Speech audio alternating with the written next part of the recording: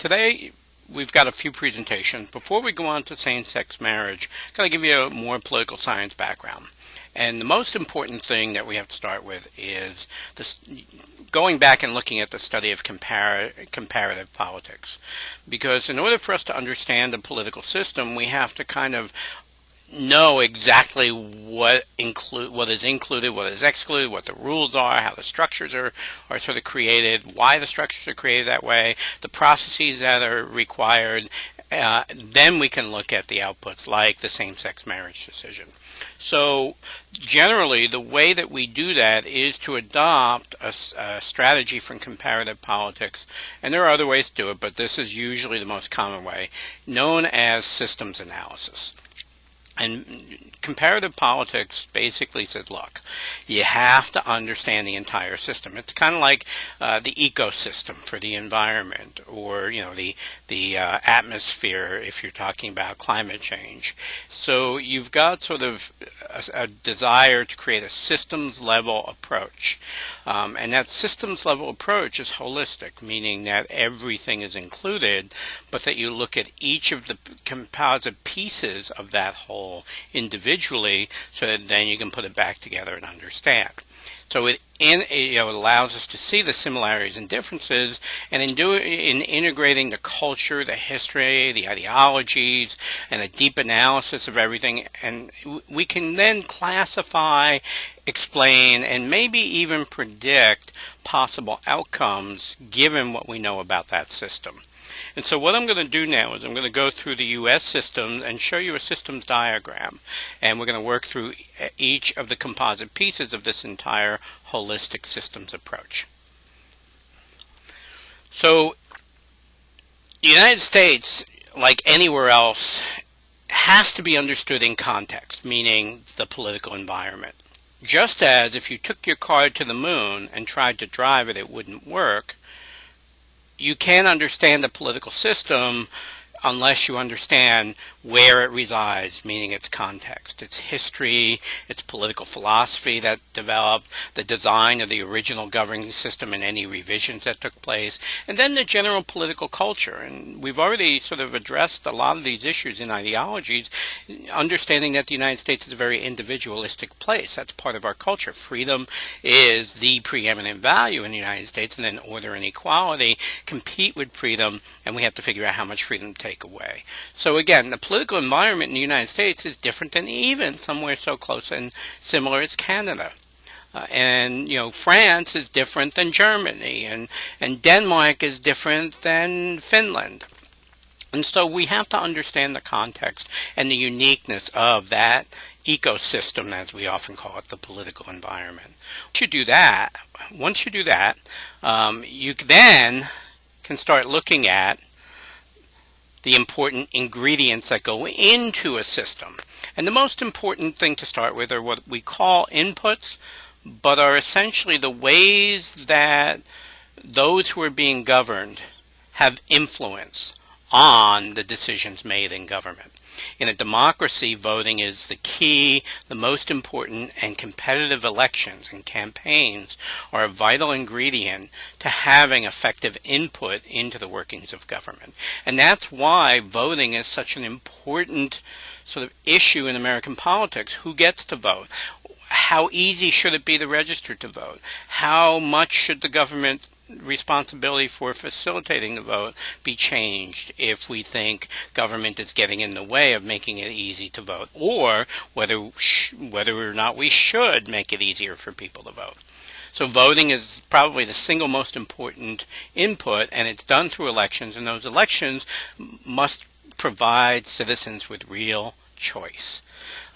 But there are other forms of participation. People can lobby, people can write letters to the editor, they can get involved and join together and express themselves any way they want, or keep abreast of things. Those are all forms of political participation as well.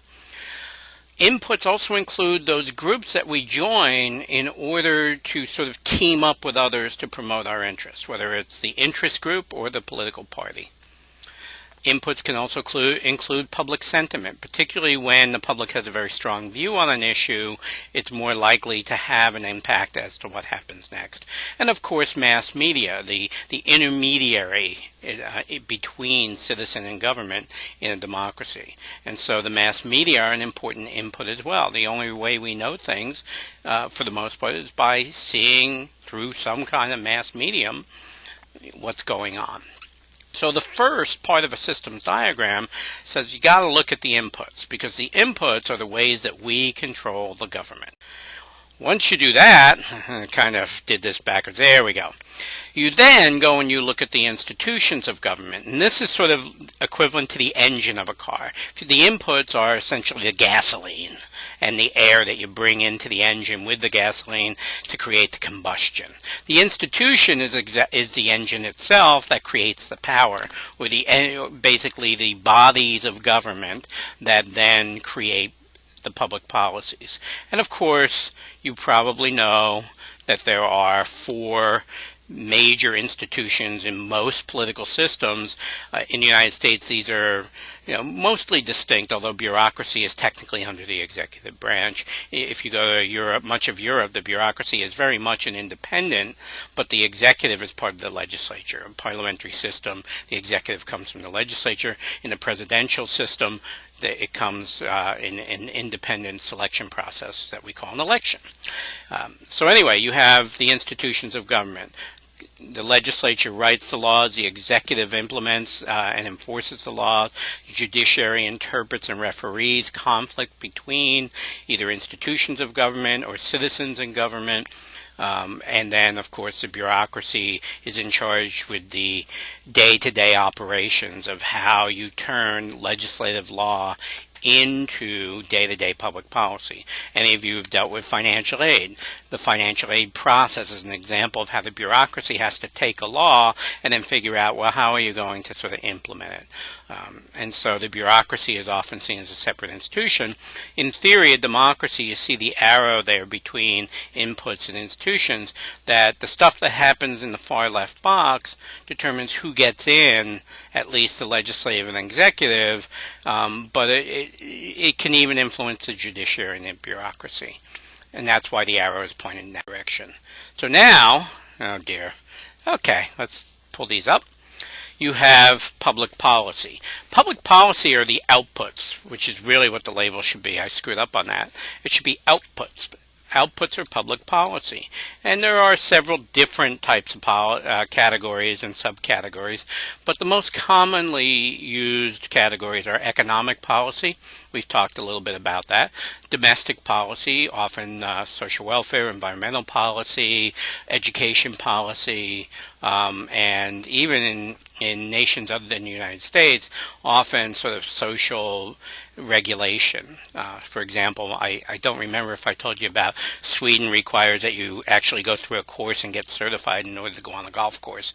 That's an example of a domestic policy as well. Foreign policy can be divided into really 3 categories. Diplomatic policy, the State Department in the United States conducts diplomatic policy.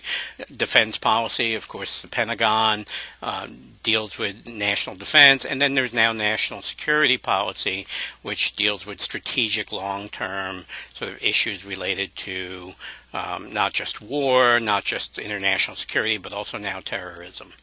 And then you have bureaucracy sort of writing regulatory policy, and what regulatory policy is taking what Congress writes and putting it into excruciatingly minute detail that Congress couldn't do even if they wanted to. And so regulatory policy is the policy that comes out of a bureaucracy that regulates whatever behavior it's aimed at regulating in conformance with the legislative intent. And then finally, with same-sex marriage, you have constitutional doctrine or constitutional policy. And we'll cover that in the presentation on same-sex marriage. But again, if you see this, you've got sort of a better feel. And I now put a couple arrows. This is called the feedback loop.